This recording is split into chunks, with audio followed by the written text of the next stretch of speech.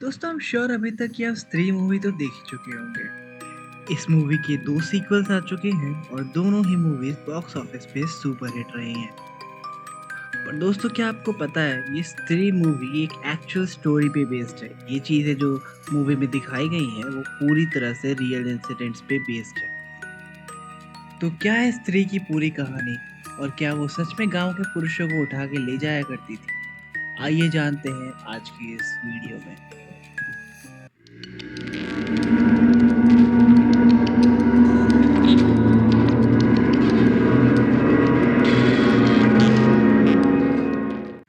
दोस्तों ये बात है सन 1800 में कर्नाटका की, जब मालेश्वरम नाम के गांव में एक औरत रहा करती थी। अब ये औरत ज़्यादातर अकेले ही रहा करती थी और इससे ज़्यादा कोई बातें नहीं करता था। तो इसकी आधी ज़िंदगी यानी कि 30s तक बिल्कुल अकेले यानी कि बहुत ही लोनली रहा करती थी और ज़्यादा किसी से इंटरैक्ट नहीं करती थी।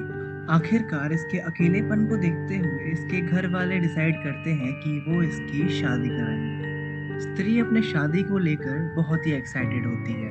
वो ये सोच के खुश होती है कि चलो फाइनली मेरे लाइफ में एक नया फेज स्टार्ट होने वाला है।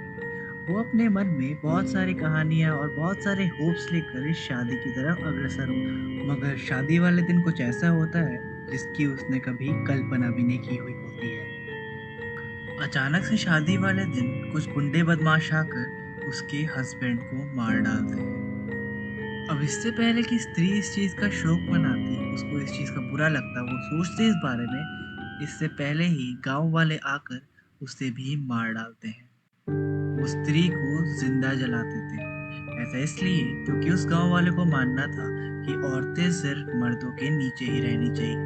उन्हें कोई भी हक नहीं है खुश रहने का या अपने ज़िंदगी को अच्छी तरीके से जीने का। इसलिए उसके हस्बैंड के साथ-साथ वो स्त्री को भी मार डालते हैं। अब स्त्री मरने से पहले उन सभी गांव वालों को एक श्राप देती है कि वो इस गांव के किसी भी मर्द को कभी भी खुश नहीं रहने देगी। अब कुछ समय बीतता है और कुछ समय के बाद उस गांव में एक बहुत ही स्ट्रेंज सी घटना होनी शुरू हो जाती है। गांव के मर्द एक बहुत ही मिस्टीरियस तरीके से मरने लगते हैं। अब सभी गांव के लोग चिंता में पड़ जाते हैं कि ये आखिर हमारे गांव में हो क्या रहा है, ये आखिर किसका श्राप लगा है हमारे गांव को। अब अगर इस पूरी बात की डिटेल्स में जाए तो हमें पता चलता है कि स्त्री उन्हीं लोगों का शिकार करती थी जो किसी भी घर का मेन मेंबर होता था। यानी कि उस घर में जो सबसे ज़्यादा पैसे कमाता था, जो सबके लिए खाना लाता था, वो उसी का शिकार करती थी। अब स्त्री अक्सर रात को 2 से 3 बजे के बीच आया करती और लोगों के दरवाजे की गेट खटखटाया करती। वो उस घर के मेन आदमी को एक बहुत ही प्यारे से आवाज में पुकारती। या तो वो आवाज उसकी माँ की होती या प्रेमिका की होती, किसी एक औरत के जिससे वो बहुत क्लोज हो। वो एक ऐसी आवाज में उसको पुकारा करती और अगर ये आवाज सुन के अगर वो आदमी अपने घर का दरवाजा खोल देता और उसे देख लेता तो बहुत जल्दी उस आदमी की मौत हो जाती। और मौत भी ऐसी वैसी नहीं, एकदम दर्दनाक मौत, यानी कि लोगों को लिटरली खून की उल्टियाँ होती थी कुछ दिनों तक और उसके बाद वो मारे जाते थे। अब धीरे-धीरे ये स्त्री की जो कहानी थी ये पूरे गाँव में प्रचलित हो गई और जब ये कहानी सारे गाँव में प्रचलित हो गई और ज़्यादातर लोगों को इस स्त्री के बारे में पता चला, तो उसे भगाने के लिए उन्होंने एक अजीब-सा तरकीब निकाला। अब वहाँ के लोगों ने अपने घर के दरवाज़ों पर नाले बा लिखना शुरू कर दिया। अब दोस्तों कन्नड़ में नाले बा का मतलब होता है कल आना। जी हाँ, ये वही कल आना है जो हमने मूवी में सुना था। ओ स्त्री कल आ। अब धीरे-धीरे हर कोई इस गाँव में स्त्री से बचने के लिए अपने घर के बाहर नाले बा लिखना स्टार्ट कर देता है। जिससे उन्हें लगता है कि स्त्री इसे पढ़ेगी और इसे पढ़ के फिर वो कल आएगी। और दोबारा जब वो कल आएगी तो वो दोबारा से ये नाले बा पड़ेगी और फिर वो लौट जाएगी, फिर अगले दिन आएगी। यही प्रोसेस बार-बार रिपीट होता रहेगा और वो स्त्री उनके घर से दूर रहेगी। अब धीरे-धीरे स्त्री का खौफ उस गाँव से थोड़ा-सा कम होने लगता है, क्योंकि जैसे-जैसे लोग अपने घरों के बाहर नाले बा लिखते जा रहे थे, वैसे-वैसे उन्हें कॉन्फिडेंट आ रहा था कि हाँ, चलो हमारे घर तो स्त्री नहीं आएगी, हम तो सेफ हैं। अब दोस्तों यहाँ पर मैं एक और चीज़ ऐड करना चाहूँगा कि यहाँ पर जो लोगों को खून की उल्टियाँ होती थी, उससे लोगों ने डायरेक्टली रिलेट कर दिया स्त्री से।